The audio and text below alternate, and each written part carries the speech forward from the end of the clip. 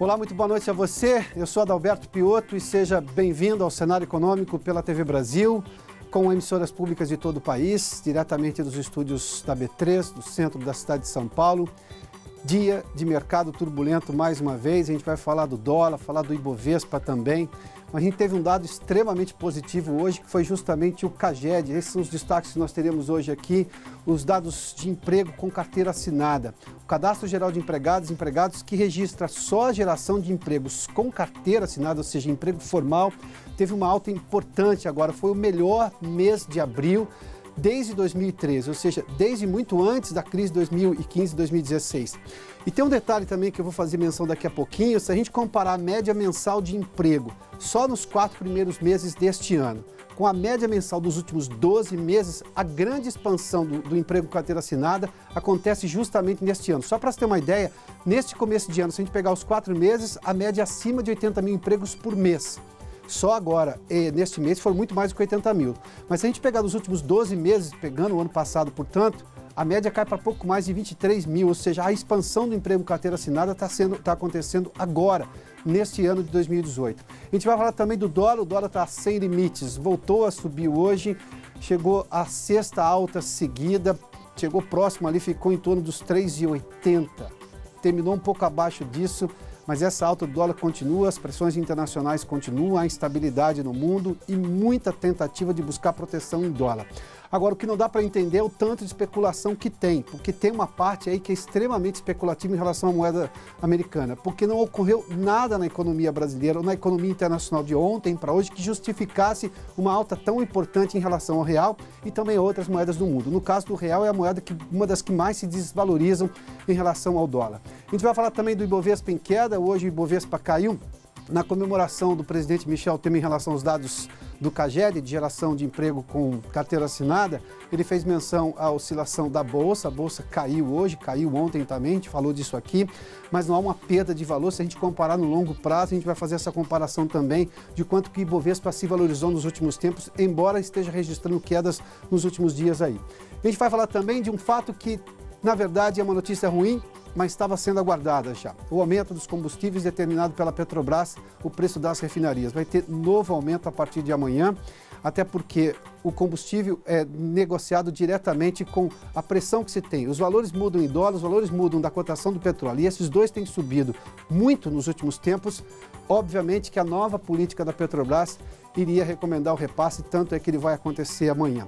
Por fim, a gente conversa daqui a pouco aqui no estúdio do Cenário Econômico com o economista Luiz Machado para fazer uma análise da economia brasileira, ou seja, há análises de curto prazo que não são otimistas, mas se a gente olhar para alguns números, dá para tentar entender que a gente continua nesse movimento de recuperação econômica, claro, com uma instabilidade mundial que está afetando o Brasil, mas para a gente fazer uma análise um pouco mais com o pé no chão, respirar um pouco fundo antes de entender a economia, porque há fatos positivos a serem levados em conta neste momento no país.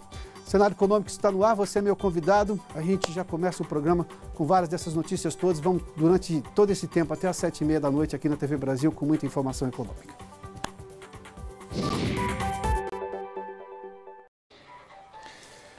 E nós começamos com esses dados do CAGED, o Cadastro Geral de Empregados e Desempregados, que registrou agora, neste mês de abril, o melhor abril desde 2013, ou seja, nos últimos 5 anos, inclusive 2014. Se a gente levar em conta, 2014 foi um ano de Copa do Mundo, havia uma economia aquecida no primeiro semestre, até porque uma geração de emprego importante por causa da Copa do Mundo aqui no Brasil, mas que nada, este mês de abril só perde para o mês de abril de 2013. Houve uma geração importante de mão de obra e tem dois aspectos bastante interessantes. Houve geração de emprego nas 5 regiões do país.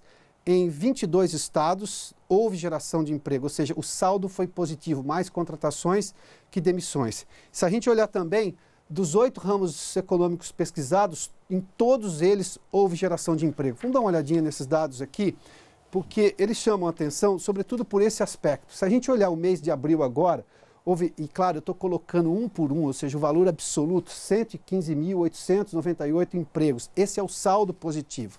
Houve geração de mais de 1.300.000 empregos neste mês agora de abril. Obviamente que eu tive uma admissão também muito grande, mas o saldo é positivo, de 115 mil, quase 116 mil novos empregos no país. Para a gente olhar no ano também, 336.855 empregos. E no ano eu estou falando dos meses de janeiro, fevereiro, março e abril. São só esses 4 meses. A gente só tem o quadrimestre do ano até agora, embora estejamos em maio, os dados vão até abril. O saldo é positivo no ano e o saldo também é positivo nos 12 meses. Mas se a gente pegar esse dado do ano, ele chama atenção porque a maior expansão do emprego está acontecendo agora. Eu vou trazer esses números daqui a pouquinho. Mas vamos lá para a gente entender um pouco em relação aos setores. Quando eu fiz menção aos setores, esse dado é positivo porque há setores que estão positivos agora que no ano passado eram, na verdade, setores que demitiam mais do que contratavam. Vamos lá. Os serviços, que sempre tiveram resultados muito bons desde o ano passado, mas vamos lá. Os serviços é um setor que gerou 64.237. É o que está na frente, o que mais gerou emprego nesse mês de abril. Logo depois vem a indústria, a gente falou da indústria paulista recentemente, mas aqui os dados são nacionais. 24.108 novos cargos, novos empregos novos, ou seja, de saldo positivo.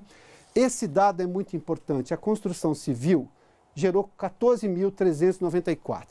Óbvio que pelo tamanho do desemprego gerado na crise, se perdeu quase 3 milhões de empregos na crise do final de 2014, 2015, 2016 e comecinho de 2017, que também o saldo era negativo do CAGED. Mas se a gente olhar para esse dado, isso é um setor de forte geração de mão de obra, ele demitia, não havia sinal de volta de contratação. A gente vê agora esse setor da construção civil voltando a contratar. Essa é uma notícia relevante dentro desse quadro. Claro que eu tenho um cenário gigantesco de recuperação, um tempo enorme de recuperação da economia, sobretudo na geração de empregos. Mas esse dado é positivo porque, primeiro, dos 8 ramos pesquisados, todos os ramos geraram emprego. Ou seja, todos têm saldo positivo. Se a gente olhar para o país como um todo, todas as regiões geraram emprego. Dos 26 estados mais o Distrito Federal, nós estamos falando de 22 que geraram emprego. Ou seja, o saldo também é positivo. E olhando para um setor, por exemplo, construção civil, que gerou emprego, detalhe, um outro dado que é importante notar, e economia tem muito de expectativa, é o comércio. O comércio, por exemplo, é um setor que normalmente gera muito emprego no segundo semestre. Normalmente janeiro a demissão, fevereiro, mas agora em abril, de novo, já começa a reagir com 9.287 vagas.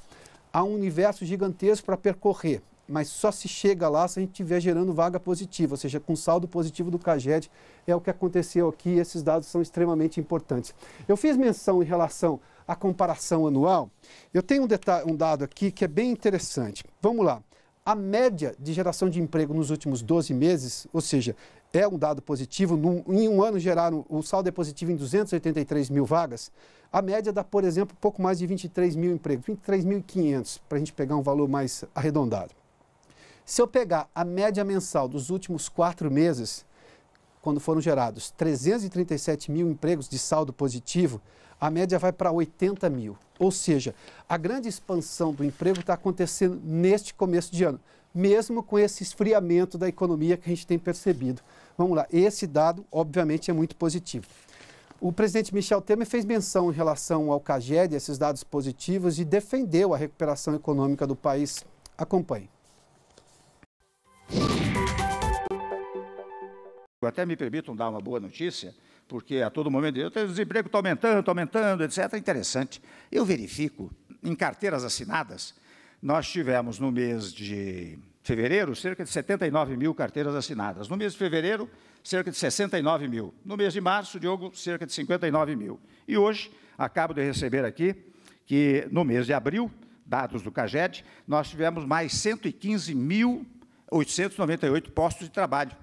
Portanto, nós temos que confiar no que está acontecendo no Brasil. De vez em quando eu vejo uma ideia pessimista. A Bolsa de Valores agora caiu para 83%. Mas, meu Deus, era 48%. Chegou a 87%. Quando há uma variação na Bolsa, que é mais do que natural, porque essas coisas são assim, uma variação na Bolsa, a Bolsa caiu. Não caiu. Ela variou, que é diferente de cair. Bom, sobre a Bolsa de Valores, vamos entender o que disse aí o presidente Michel Temer. Vamos lá. Hoje, no dia de hoje, o Ibovespa caiu 0,65%, 83.081 pontos. Esses dias a gente estava falando de Bolsa, 86 mil pontos. Bom, Claro que o Ibovespa caiu, isso é sintomático, é só olhar os números absolutos em pontos aqui e o percentual de hoje. Mas se a gente olhar para o Ibovespa de um outro jeito, ou seja, o Ibovespa é uma carteira com algumas ações que fazem parte do Ibovespa. Nem todas as ações negociadas aqui na B3, aqui na Bolsa de São Paulo, fazem parte do Ibovespa, mas o Ibovespa é uma carteira fictícia, não é uma ação.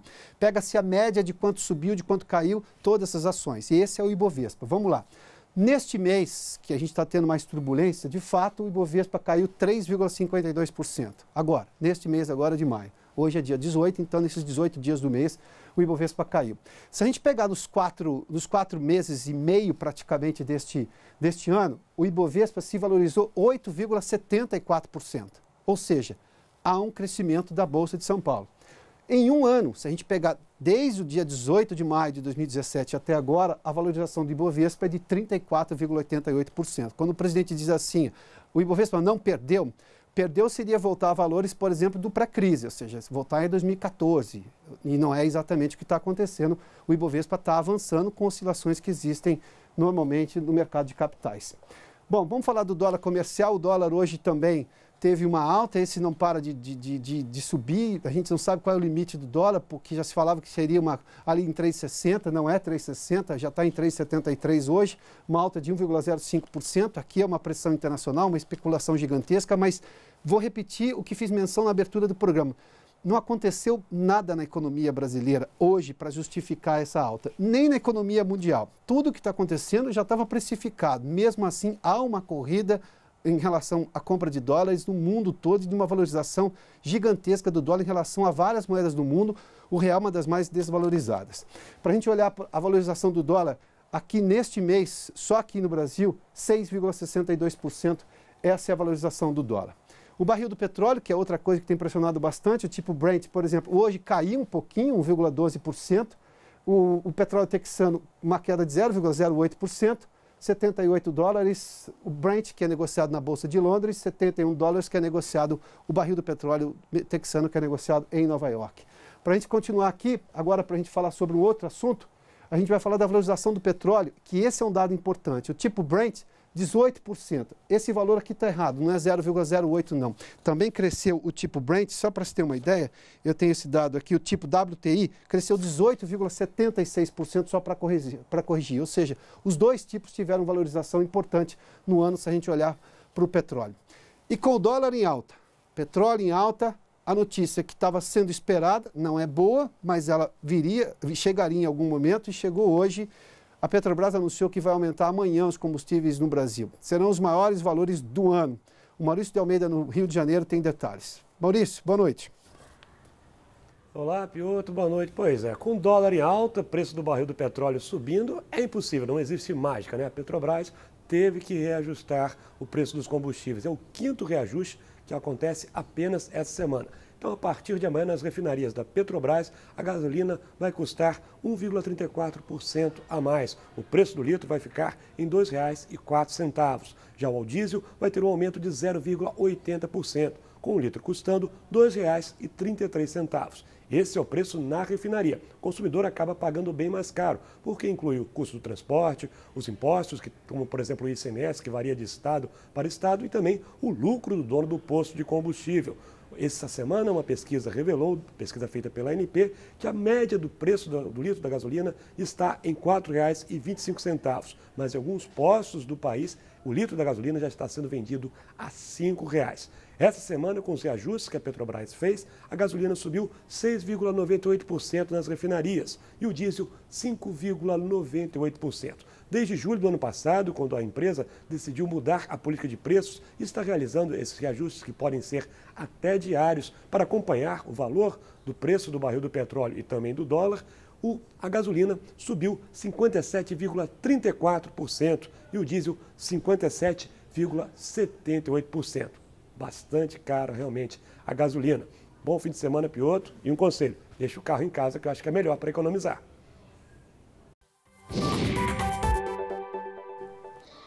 Muito obrigado, Maurício. Aliás, as novas gerações não querem nem ter carro para não ter esse tipo de preocupação, mas vale a dica do Maurício. A dica, faço minhas também as palavras do Maurício em relação a tentar economizar o máximo possível, porque, claro, a um momento de estabilidade na economia. Vamos fazer um rápido intervalo, daqui a pouco a Vanessa Casalino nos traz uma informação sobre, inclusive um extrato da pesquisa da PNAD contínua do IBGE divulgada ontem, sobre o que a gente chama na economia de geração nem-nem, ou seja, são jovens que nem estudam, nem trabalham, é uma parte dos desalentados em relação à economia. A gente faz um rápido intervalo, a gente tem também depois a entrevista com o economista Luiz Machado. Em instantes. Já de volta ao estúdio aqui da B3 para falar um pouco mais agora sobre um extrato da pesquisa do PNAD de ontem, do IBGE, que mostrava justamente a questão do emprego no país de uma maneira mais ampla, não apenas os dados que nós trouxemos há pouco do Cadastro Geral de Empregados e Empregados, que mede a geração de emprego com carteira assinada. O IBGE fez menção em relação ontem a várias questões e tem um detalhe extremamente importante. É o que os economistas chamam e os analistas de pesquisa de emprego chamam de geração nem-nem. São jovens de 15 a 29 anos que nem estudam e nem trabalham, daí a geração nem-nem.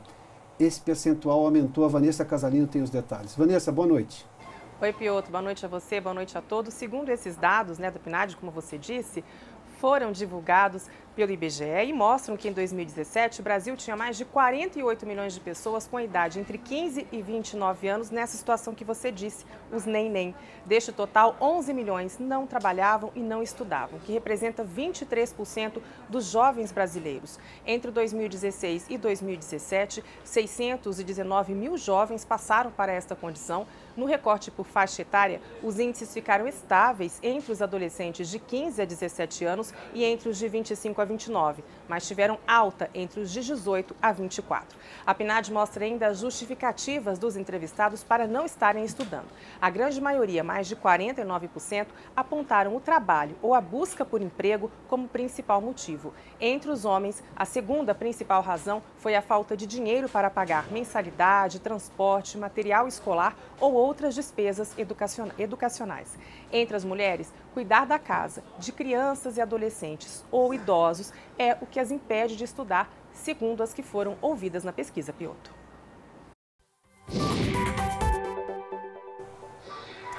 Muito obrigado, Vanessa. Luiz Machado está conosco. Machado, bem-vindo aqui mais uma vez. É uma satisfação estar aqui de volta. Pois é, estou gostando aqui da nova casa. Machado, vamos começar com esse detalhe dos nem-nem, porque isso é desalentador. São desalentados, mas isso é desalentador para um país, porque eu estou falando da geração em que as pessoas têm que estar começando o mercado de trabalho, com planos de vida, de futuro, e obviamente que é uma mão de obra que tem saúde plena, ou seja, tem uma saúde mais vigorosa. Por que a gente está com esse aumento? Isso é resultado da crise também ou é de políticas equivocadas ao longo dos tempos? É uma combinação das duas coisas, mas você vê que quando ela desmembrou esses dados, você tem um aumento justamente numa faixa fundamental, que é dos 19 aos 25 anos. Teoricamente, numa idade que o cara estava entrando na faculdade ou no curso técnico e no primeiro emprego. Então, isso reflete a falta de oferta de emprego e essa meio desilusão. E é assustador, porque isso tem impacto na formação educacional do povo. E sem melhorar a educação, nós temos um problema de longo prazo que vai continuar existindo. E isso também não sofre com essa desilusão gigantesca com a economia, que a gente olha, até de alguns analistas econômicos, colegas jornalistas que olham, para usar uma expressão do dia a dia, para o copo meio vazio, mas eu tenho a possibilidade de chamar de copo meio cheio, porque ele também existe. Um copo meio vazio, meio cheio é uma perspectiva de quem está olhando para ele, mas que ele está no meio, ele está no meio. O quanto que isso interfere? Porque, olha, a gente vê, obviamente, eu tenho duas pressões gigantescas e o Brasil não tem controle nenhum sobre isso, nem culpa. Eu tenho o dólar aumentando por uma questão internacional, a possibilidade de juros aumentar nos Estados Unidos, aliás, algumas políticas tresloucadas do presidente Donald Trump. O petróleo está subindo, isso sim, por uma decisão unilateral de sair do acordo com relação ao Irã, sendo que os parceiros, todos, alguns aliados europeus de primeira ordem, mantiveram. Sim. Não há nenhuma denúncia clara de infração do acordo pelo Irã. Isso fez com que o petróleo subisse por demais. Diante disso tudo, óbvio, eu tenho problemas, mas eu tenho também um país que começou a se recuperar. O que é real, de fato, na sensação de que a economia está avançando menos do que esperávamos, mas o que tem de comportamento de manada aí? De, tá tudo ruim, vou parar de fazer o que eu estava fazendo porque não vai dar nada mais certo. Piotr, a última vez que eu estive aqui, culpa minha, não sua, porque você me convidou algumas vezes que eu não pude vir, a gente falou de algumas datas que eram importantes no Brasil. E a primeira delas eu não vou esquecer, que era 19 de fevereiro, Sim. que era quando ia ser votada a reforma da Previdência. Esperava-se que fosse ser votada a reforma da Previdência. Não foi. Não foi. A partir dali, os ânimos mudaram. Depois você teve a questão do Lula, você teve a questão política do prazo de mudança de partido, mas aquela data era sintomática. Dali para frente as coisas mudaram, os ânimos mudaram. Eu via muita gente ali falando em crescimento de 3. Hoje, a maior parte, quando fala em 2, já está sendo considerado otimista.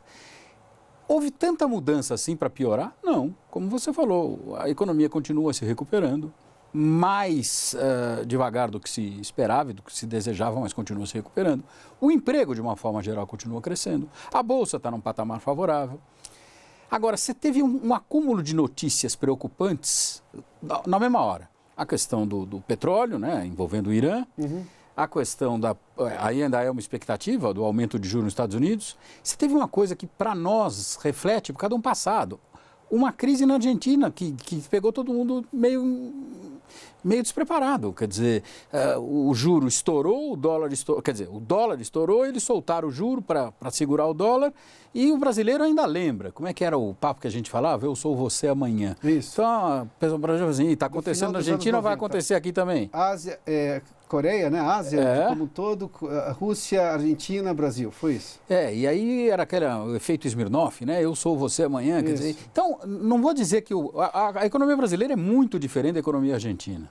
Ela é muito mais rica, muito mais abrangente, muito mais diversificada do que a economia argentina. Mas foram várias notícias que surgiram simultaneamente, isso abala a confiança das pessoas. Não é só do investidor, é das pessoas. Nós temos, além da questão do emprego, um dado extremamente favorável, que é um juro num patamar baixíssimo para os padrões brasileiros. E a inflação controlada. Essas pressões de alta provavelmente vão ser contrabalançadas por uma falta de pressão de demanda. Não tem por que a inflação estourar.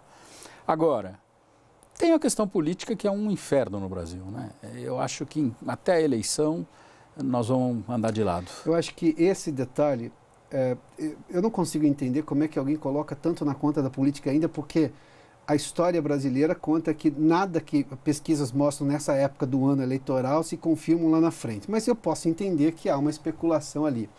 Agora, se afastar desse cenário eleitoral, a gente se afastou da política no ano passado, a economia conseguiu se separar, mas do cenário eleitoral parece que não. É mais difícil, né? Até porque o noticiário vai aumentar envolvendo esse assunto.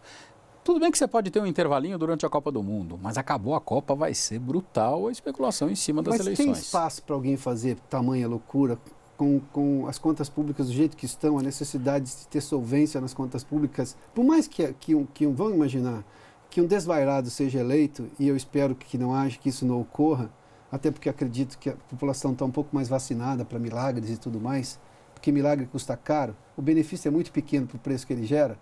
Mas você acha que tem espaço para alguma loucura maior? Eu sei que políticos têm uma competência gigantesca para promover coisas absurdas. O histórico brasileiro conta isso. Mas tem espaço para justificar esse pessimismo? É um negócio. Eu acho que não. Provavelmente você acha que não. Mas eu assisti outro dia o Roda Viva com o Boulos. Ele falou que vai reverter tudo que foi feito até agora. O Ciro está com um discurso mais ou menos parecido. Nós vamos reverter a questão do teto do gasto. Tem um monte de gente que diz que não existe crise da Previdência. Quer dizer, eu não sei a matemática que esses caras usam, porque eu acho que esse vai ser o grande desafio do próximo presidente. E não é só no plano federal.